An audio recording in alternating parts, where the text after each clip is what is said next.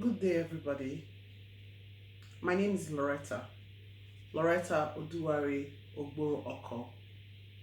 I am an obstetrician and gynecologist, United Kingdom, and as you can tell, very, very Nigerian.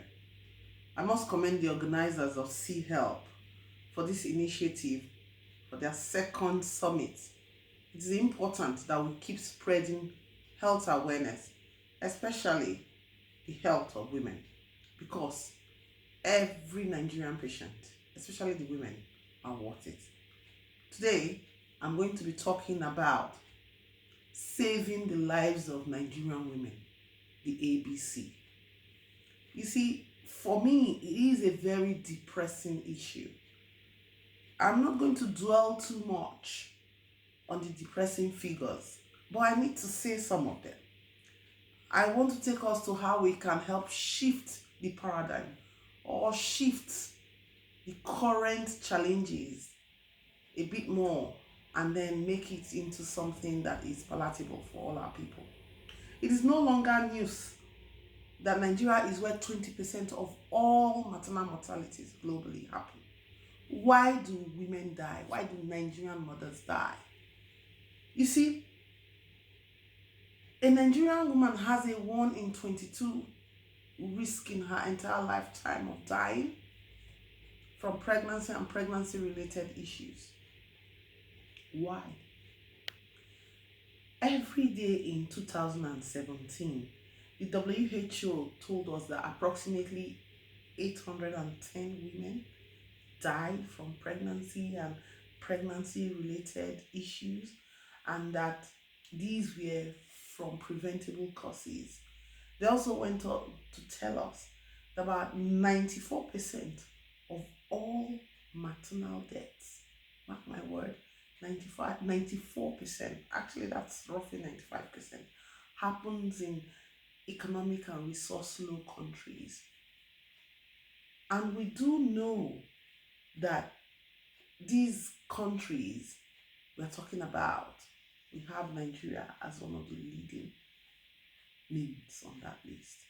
It's very depressing for some of us when we sit in conference centers in other countries and work in other countries, and we are seeing maternal mortality figures of 16 in a year. Sweden, for instance, versus what we hear and what we see and what we know in Nigeria. How do we shift this? I'll give you two stories and then we'll decide on how we get this ABC done. The first one is, I went to Benin some time back and I happened to be in the teaching hospital at that time when I visited. And a lady came in the antenatal period. In the first instance, she was coming in late. She was already about 36 odd weeks. And a scan was done and she was found to have placenta previa. And I was in that clinic consultation that day when the doctor said, "Madam, now operation your tailbone, go pack your things, come." And that woman said, "God forbid, doctor." That was the first thing.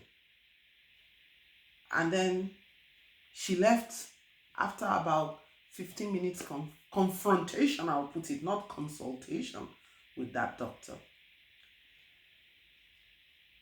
We didn't see her until she presented about 2 weeks later, bleeding and near death. Sadly, this woman died. The story was that when she left hospital, she went to her mother-in-law. Her mother-in-law said, no, my pikin, you cannot born by operation. In my family, we born normally. How can you start it? And her mother-in-law took her to the church where they kept praying for this woman. She was doing some fasting and prayer, and we know how vicious prayer and fasting can be. And labor started at some point in the church. She started bleeding with that labor. They kept praying and fasting. And it was not until they thought the life was completely ebbing out of this woman, whose name, by the way, was Osas, that they then rushed her back to the hospital. Sadly, this woman is one of the figures that make up our maternal mortality rates. The second story, a young woman recently went to clinic in Nigeria. She attended with abdominal pain at about 38 weeks of gestation. First time pregnant mom, 36 years old, and she took 5 hours to get to be seen by the doctors after complaining on arrival at reception of abdominal pain. By the time the doctor saw her, this woman was almost packing up. She was quickly referred to another hospital, where she was declared dead on arrival. These two cases bring to light the kind of things we see. Women are dying daily in the course of their reproductive duties. And why? I can sit here and break them into phase 1 delay, phase 2 delay, phase 3 delay. We know that phase 1 delay is when we say that there are innate things within the woman that makes her delay her access to care. But I want us to look out the box. I want us to go to the ABCs of the solution right away without faffing about. What are those things that innately delay a woman from accessing help?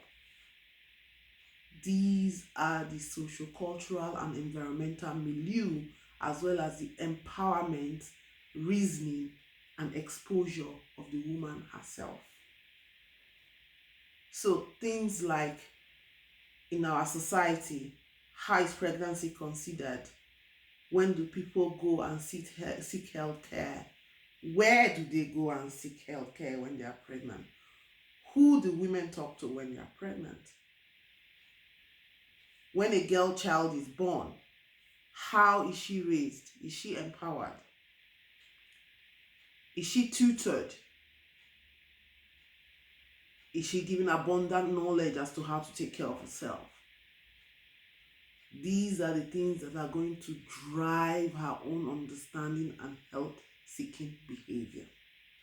So it's not just sufficient to say phase 1 delay and say the innate things that will prevent the woman from seeking help. No, what is important now is that as healthcare providers, we need to start taking certain things into our own hands. We can reverse phase 1 delays by 1, health awareness as healthcare providers.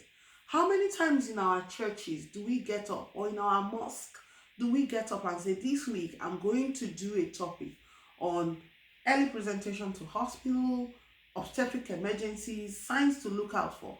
We must Nigerianize the way we begin to see our interventions. Where do the bulk of our patients, especially our women, go to? They go to church. We should catch them there. We should overhaul how they think there.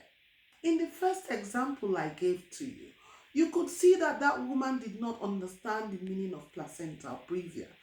Obviously, the doctor did not have the patience, or would I say the motivation, to sit down and explain what was happening to her. Imagine if I told a woman, Madam, your placenta will be big plumbing pipe of only blood. E dey the road where baby go pass come out. E be like big fence for there.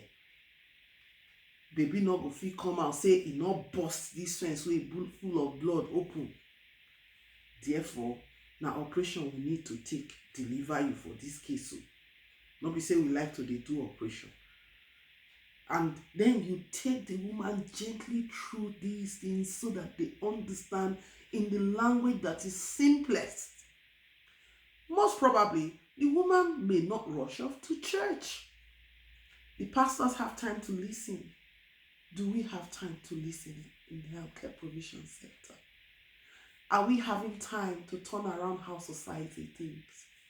Do we have time to say, oh, contraception is taken into the market, and we talk to these women? What exactly are we doing? Phase 2 delay, you say that is when the woman may not be able to access the facilities. Most times people think this is only geographical and structural. However, we must also understand that this is largely dependent on availability, the accessibility as well, and the affordability. So if women are also not empowered financially, even if a provision center were right in front of them, they may not go into it. So accessibility is not just structural or geographic, it's also a mind block as well. And therefore you can see that phase 1 is digitating or overlapping with phase 2. You can't quite separate them. And then when you talk about phase 3, it is the innate problems in the institution themselves in managing these women. If we take a case of bleeding, for example, do we have what it takes to get the bloods done within 5 minutes, to get blood transfusion within 10 minutes, and to get frozen platelets and cryoprecipitates, or a multidisciplinary action within a few minutes of a woman having major obstetric hemorrhage? We don't necessarily have these things now. Obviously, there are some pockets of private institutions that are beginning to push standards in the care of women. But if we look at Osasi's case, the doctor in that case, for some reason or the other, either poor salary, he or she didn't know exactly what to do, but you can see that the institution failed that woman. And the institution failed not because of the highfalutin equipment, but just because of communication. We need to orientate our staff. Every single member of the healthcare team in Nigeria needs to understand that we are each important. A system is only as weak as its weakest link. And when we decide to make ourselves our weakest link, then we have a problem. There is no superhuman person in healthcare provision. It is the patient at the center. That extra time you take for communication matters. How do you get this information across? Before we go to the equipment in the hospital. I'm not saying the equipments are not necessary, but what I'm trying to bring out here is that we need to scale up our teamwork. Imagine if that woman had been seen with a midwife, even if the doctor doesn't speak the local language. Now you would argue with me that there are 50 more women waiting to be seen and the doctor was pressed for time. These are where the institutions should do something about it.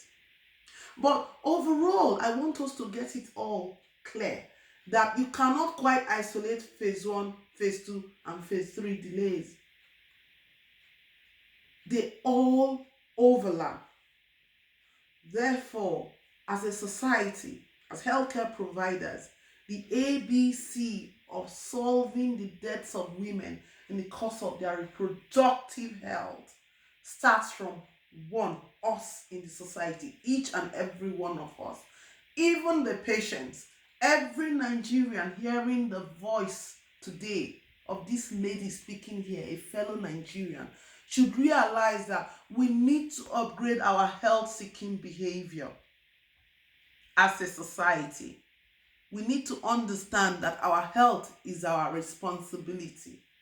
We need to know that we can pray in churches, we can pray in mosque, but we also need to realize that science is there for a reason.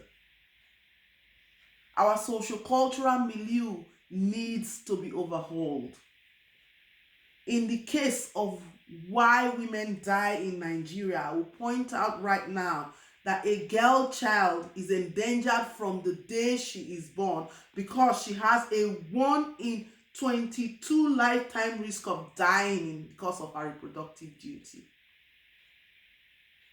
And like I said before, the ABC starts from empowering the girl child, educating her when she's born. That is one way to drop Nigeria's maternal mortality. We need to push education and empowerment into the hinterlands. This is where we need our government, and our government is you and I, all of us together. We also need to know that in the healthcare terrain, the management of major obstetric emergencies need to be taught to everybody in simple ways. Simple in the sense that in languages they understand, in the society, in the community. If a woman comes with pain in pregnancy, we must tell even our society that that is significant. We must find a way to keep pushing out the message. And that is the reason for this kind of summits. We also need to know that healthcare is about the patient and drop our ego somewhere out the door before we come into hospitals.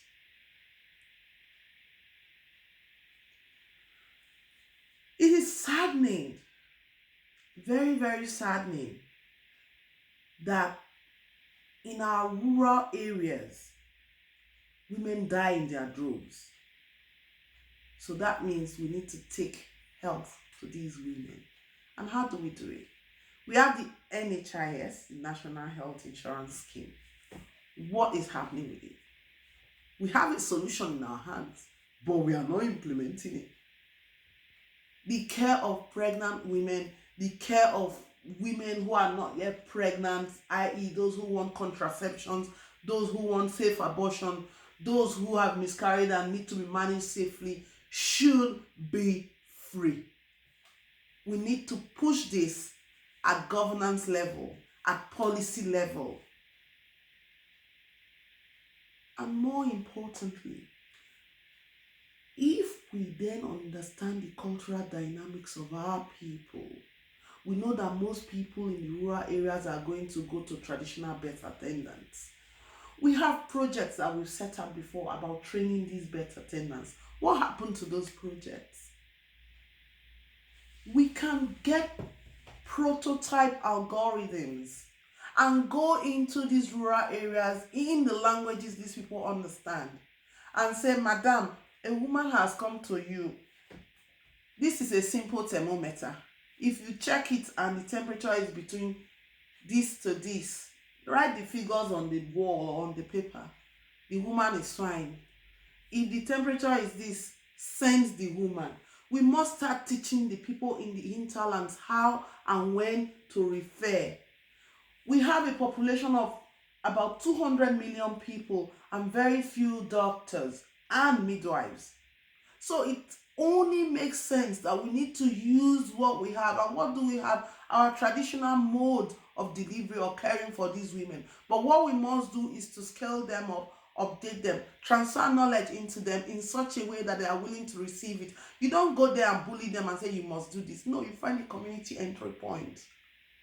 And we get them to start doing things gradually. But who is going to sit down and draw up these algorithms? Who is going to sit down and draw up these protocols? It has to be one or the other, you or I.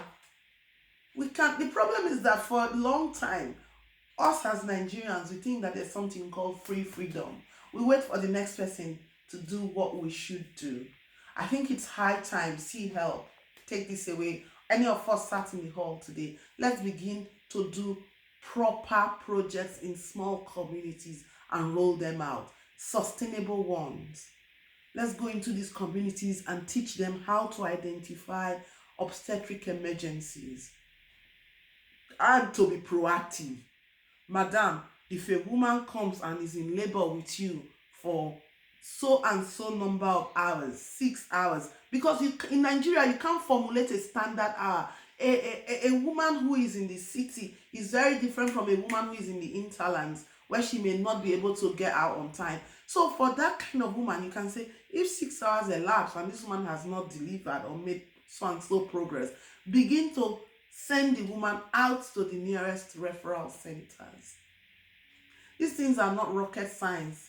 Teaching people, even lay people, how to take temperature, pulse, and respiratory rate is one of the simplest things that can be done. And it's amazing how here in resource-rich countries, the midwives, the nurses are taught when to act on simple pulse, blood pressure, temperature, and respiratory rates. So, if we don't want our women to die, if we want to save the lives of our women, we need to take it seriously and we need to simplify things. We know that we need government input, but we must each start as health providers from our own little niche and work outwards. We must provide education empowerment for our women. We must keep up the awareness campaign. And like I said, preventing maternal mortality starts the day a girl child is born in Nigeria. The antenatal period, pre-pregnancy period must be optimized.